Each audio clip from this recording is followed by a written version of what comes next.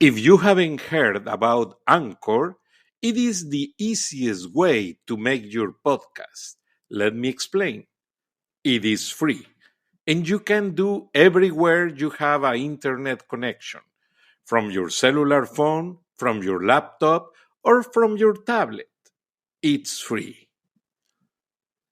There is creation tools that allow you to record and edit your podcast right from your phone or your computer.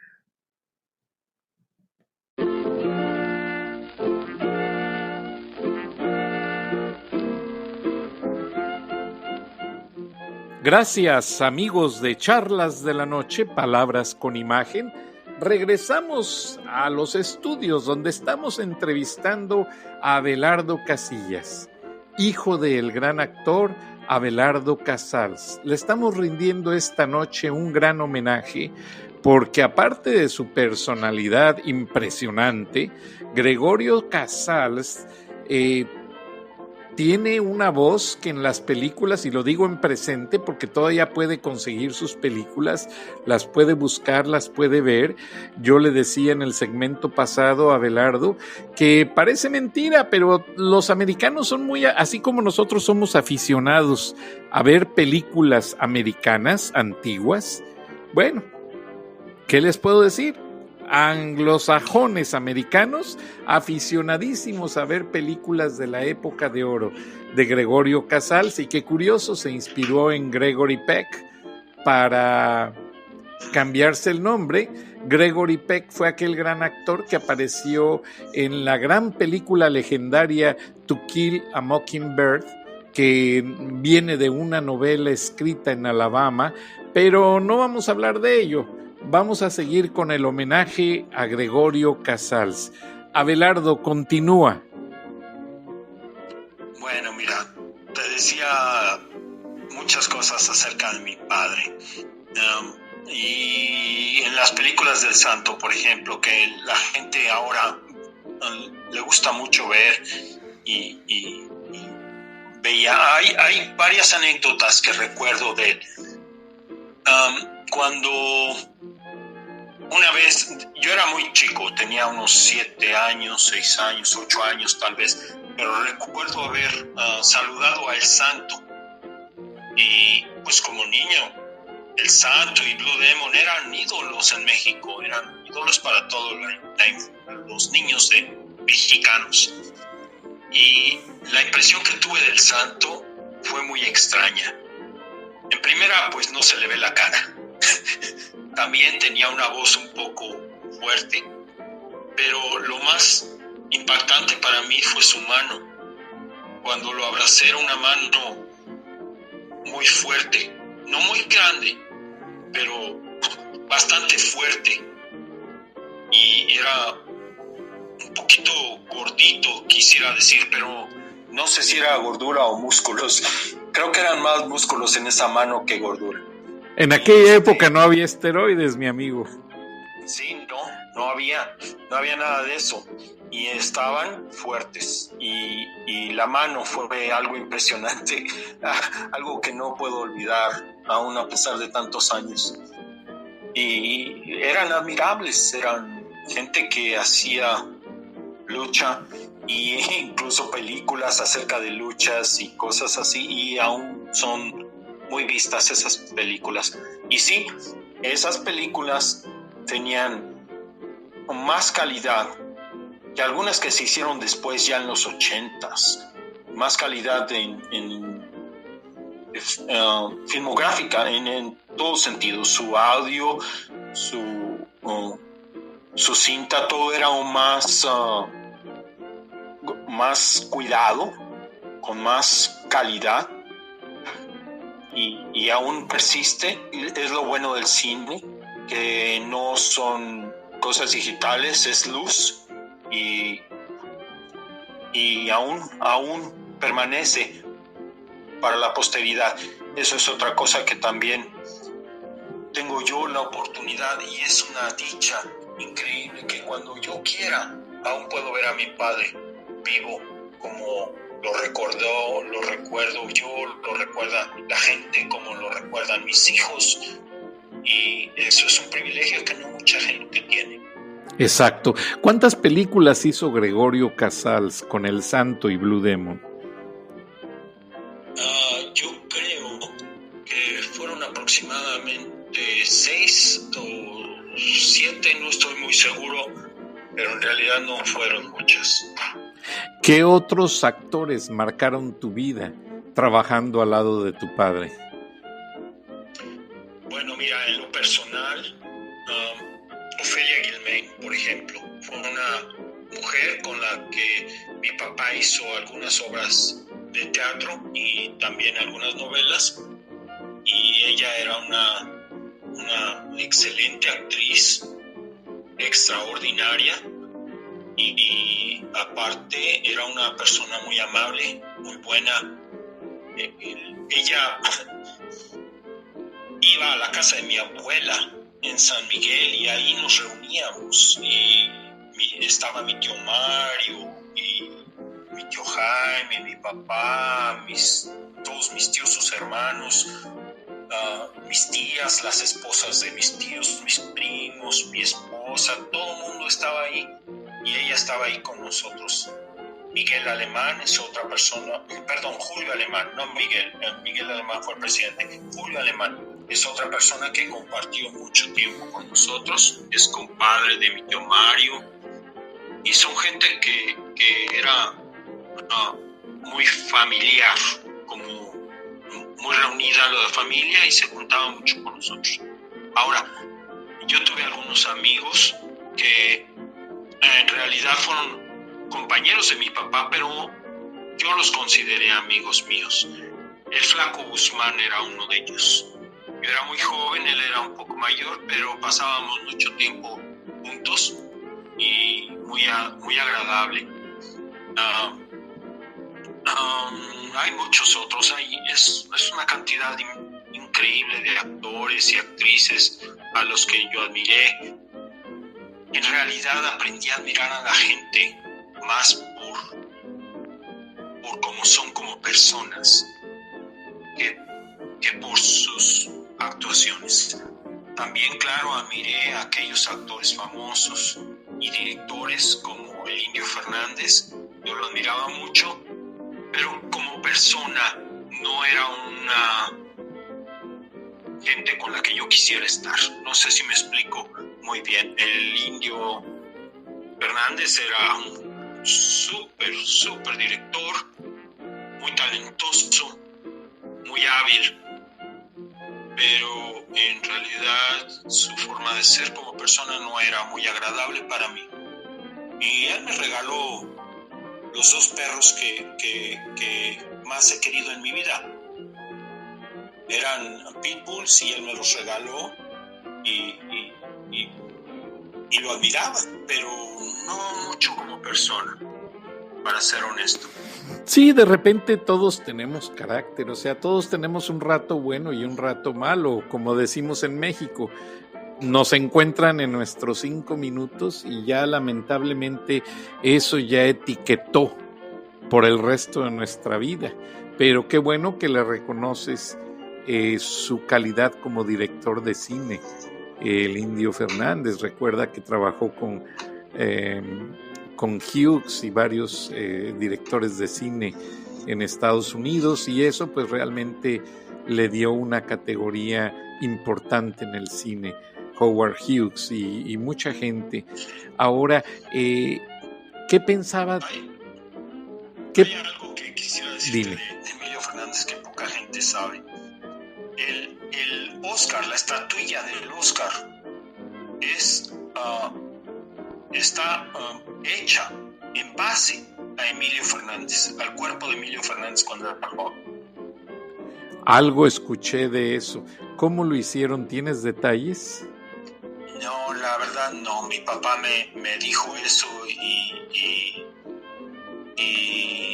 se lo pregunté a Emilio. Emilio me lo confirmó, pero son muchas cosas que son de voz.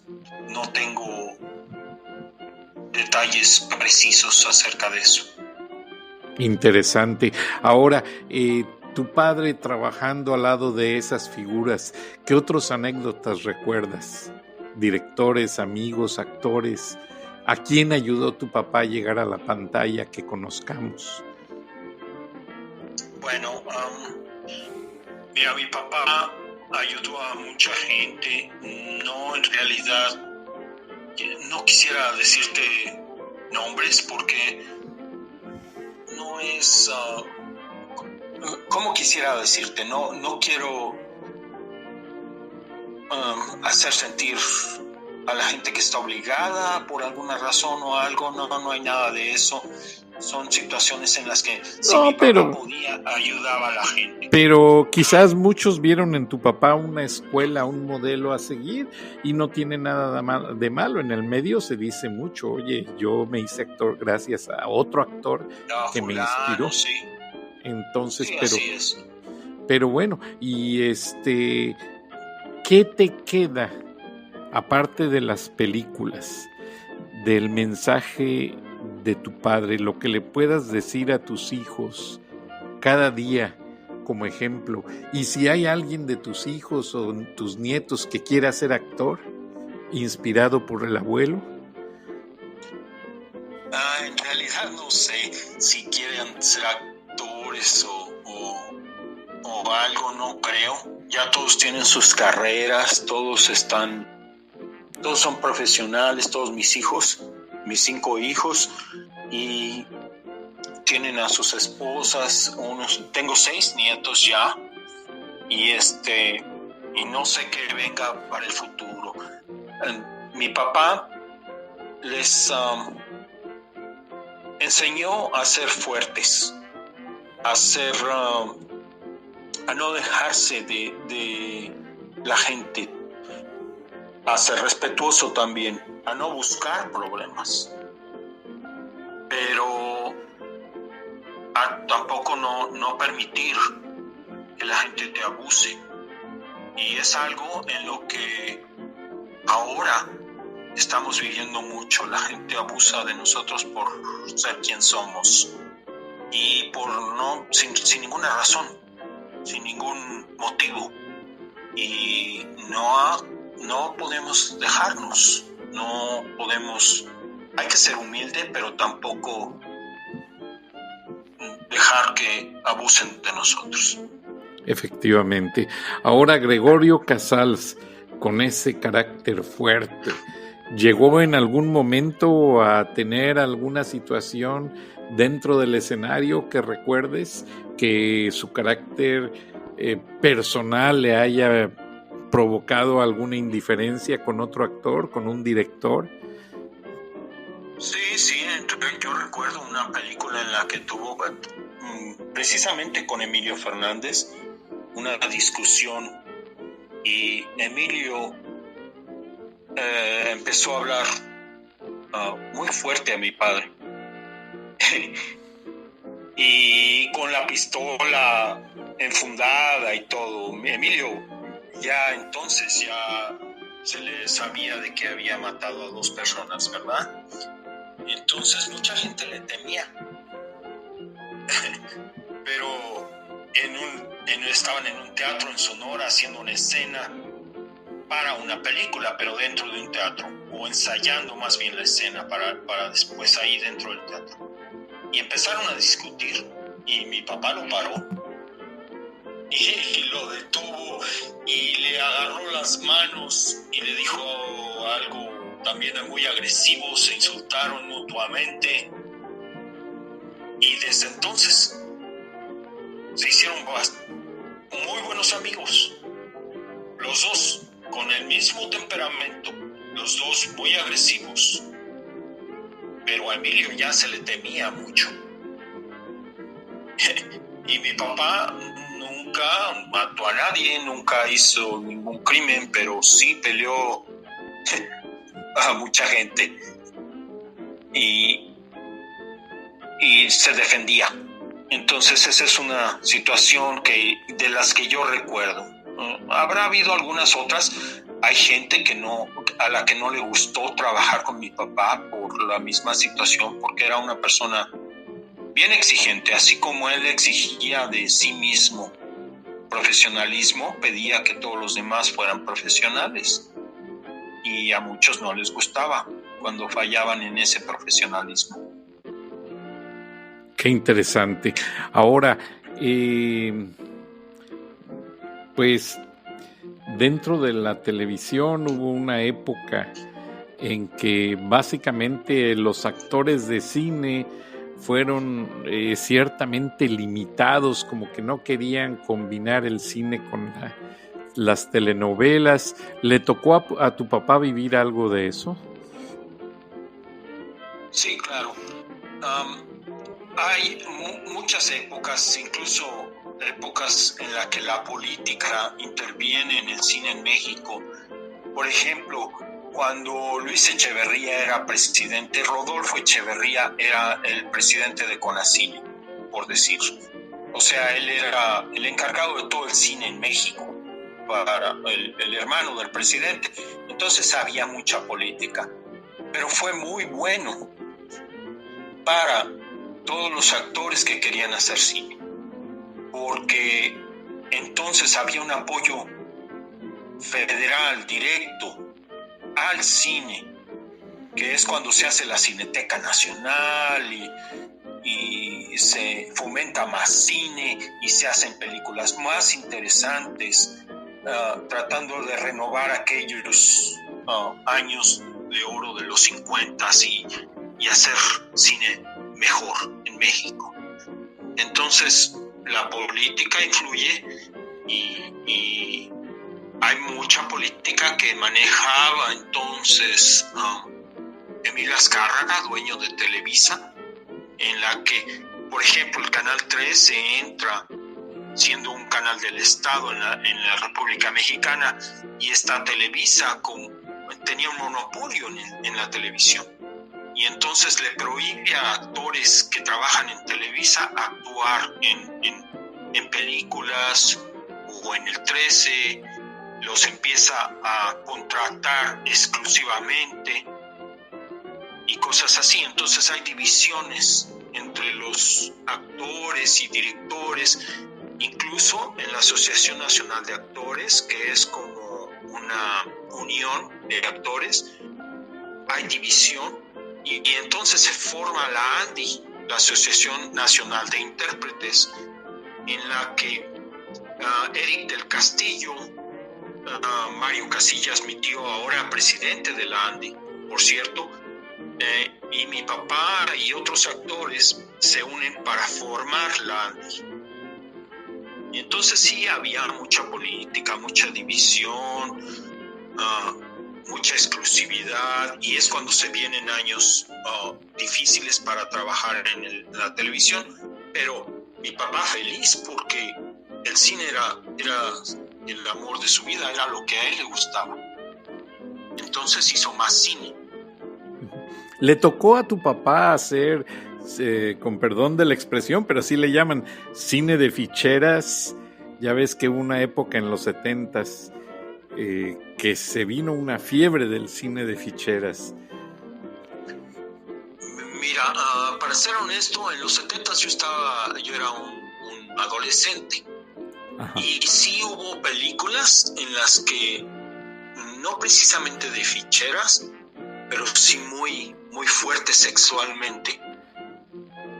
Y entonces, sí, a mi papá le encantaba. Mira, si un director le pedía que se quitara la camisa, ya se estaba quitando los pantalones. Wow. Con eso te digo todo. Le encantaba. A él no le podían decir, hazme un desnudo, porque ya estaba desnudo. ¡Qué barbaridad! Él era muy confiado en sí mismo, en su cuerpo. Le ayudaba también, era un hombre fuerte con un buen físico, entonces no le preocupaba. Y hacer desnudos y hacer escenas sexuales y cosas así no le preocupaban en absoluto. Ahora, ¿qué artistas fueron las que más películas hicieron con tu papá? Bueno, hay muchas. En realidad no sé quién haya hecho más películas con mi papá, pero No, bueno, yo pienso que Ofelia Giménez, la actriz que más actuó con él, en general, en novelas, en obras de teatro. Pero sí hay muchas actrices, no podría decirte cuál fue la que más actuó con él. Incluso Cristina Moreno también actuó con él en algunas películas y en aquella novela que se llamó Mi Primer Amor, que era muy romántica, muy chistosa. Se trataba de un personaje que hacía mi papá, que era un mecánico muy humilde que quería inventar una bicicleta que volaba. Y se enamoraba de la niña rica del pueblo o de la colonia. Y eran muy enamorados, una cosa así, muy romántica, una novela muy romántica. Sí, qué interesante. Ahora, dentro de lo que viene a ser esa fiebre del cine en México, que tuvimos la época de oro, pues sí, después vino Margarita López Portillo a hacerse cargo del cine. ¿Qué aspecto de la vida como actor de tu padre recuerdas que haya sido afectado o beneficiado por los juegos de la política dentro del cine? Bueno, mira, cuando López Portillo entra, bueno, antes de eso más bien, cuando Echeverría es presidente y Rodolfo Echeverría es presidente de Conacine, mi papá empieza a crear películas junto con mi tío Mario y mi tío Jaime. Una de ellas se llama Chicano y es la historia de la lucha de los inmigrantes en México, de César Chávez, y ahora esa película la muestran aquí en las universidades y en las escuelas como enseñanza en los estudios de inmigrantes. Es una época en la que mi papá se involucra mucho con los inmigrantes en los Estados Unidos. Inmigrantes mexicanos, por supuesto. Yo tengo la oportunidad de viajar con él una vez a Sonora y conocer a César Chávez, aquel gran líder mexicano de los campesinos en California, México-americano quisiera decir. Y entonces es una cuestión bien política. Mi papá era una persona que su pasión por la política era impresionante. Aparte del cine, ¿verdad? Pero si no estaba hablando de cine, si no estaba haciendo cine, estaba hablando de política. Nunca fue político, pero le interesaba mucho la política y le interesaba mucho la situación de los inmigrantes en Estados Unidos. Esa película Chicano es un gran ejemplo de lo que hicieron. En ella actúa mi tío Mario Casillas, mi papá, y es dirigida por Jaime, mi tío, y escrita por Jaime, mi tío. Y están en realidad interpretando personajes históricos, o sea, no es una novela, es historia, es realidad, son hechos que en realidad pasaron, que en realidad debería la gente la gente hispana en México, en Estados Unidos, conocer un poco más, porque no conocemos a nuestros líderes, a nuestros héroes, no nos dejan mostrar a nuestros héroes, a nuestros luchadores, a César Chávez. Muy poca gente sabe de él, muy pocos mexicoamericanos saben de su historia y de él. ¡Qué barbaridad! O sea, vino a ser básicamente uno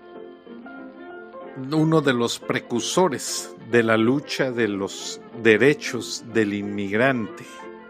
Y Así ¿podríamos conseguir esta película Chicano en YouTube, en alguna de las plataformas? sí, sí, es muy común. Te digo, en las universidades la enseñan. Yo, curiosamente, me enteré porque uno de mis hijos en la universidad estudiando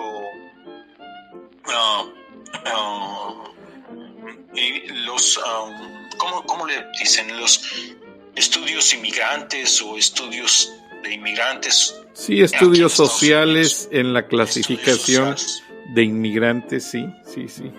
Sí, bueno, le ponen la película y él dice, ese es mi abuelo. Y por supuesto, poca gente le cree, pero bueno, no importa. El caso es que él viene a mi casa y me dice, oye, ¿sabes qué película vimos hoy? Estudiando esto y esto y esto. Entonces ya platicamos él y yo un poco más acerca de mi experiencia durante esa película. Wow, no, pues es algo maravilloso. ¿Qué quisiera yo poder decir lo mismo que tú? Tú quieres ver a tu padre y pones una película y lo ves. Es algo que no cualquiera podemos hacer.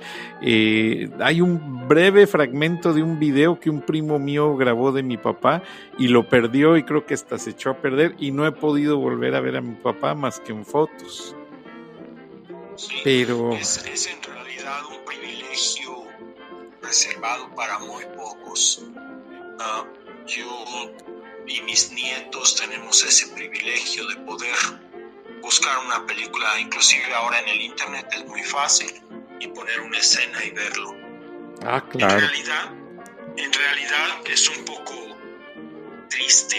Tiene uno que, te lo digo con toda sinceridad, tengo que mentalmente prepararme para poder ver una película. No es tan fácil.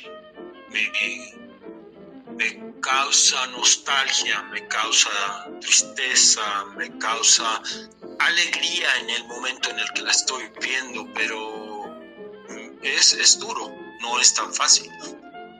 También. ¿Quiso tu padre que fueras actor, Abelardo? Bueno, no necesariamente que fuera actor, pero sí me enseñó muchas cosas. Me enseñaba cómo hacerlo e incluso tuve la oportunidad de actuar en una película con José Bolaños, de director, y me gustó, pero hay cosas que no me gustan acerca de la actuación y decidí mejor dedicarme a la producción y a la edición, que fue mi pasión por el resto de mi vida, ¿verdad? No, y fue un trabajo muy interesante. Yo que conocí tu trabajo, pues olvídate, fue algo muy interesante. Ahora, el hecho de que tu padre haya marcado tu vida, ¿de igual manera la está marcando en tus hijos, tus nietos y tus hermanas? Bueno, en mis hermanas sí, claro, mucho. En mis hijos y mis nietos no tanto, porque ya viviendo separados en otro país y viéndonos muy poco, no impactó tanto su forma de ser. Pero en mis hermanas sí. Mira, déjame platicarte de mis hermanas. Por supuesto ya sabes de una que se divorcia mis padres muy poco después de que ella nace. Pero la otra es hija de otra mujer.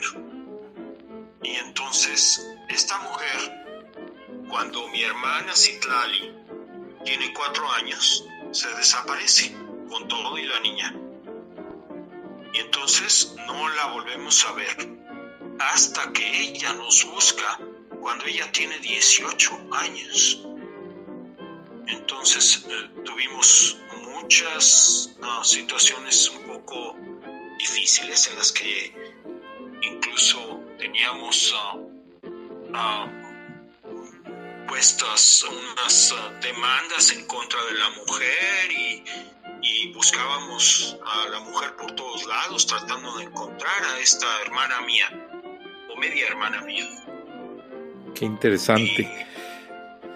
Wow, Abelardo, lamentablemente el tiempo nos marca. Vamos a planear una segunda parte de este homenaje la próxima semana. ¿Qué te parece? Para que sean parte 1 y parte 2. ¿Dónde te puede localizar a ti, Abelardo, en las redes sociales la gente? Bueno, también estoy en Facebook como Abelardo Casillas, y ahí cuando encuentren a mi padre, Gregorio Casal, también yo manejo esa página y pongo fotos cuando me las encuentro y videos y cosas. Siempre mantengo a sus aficionados al tanto.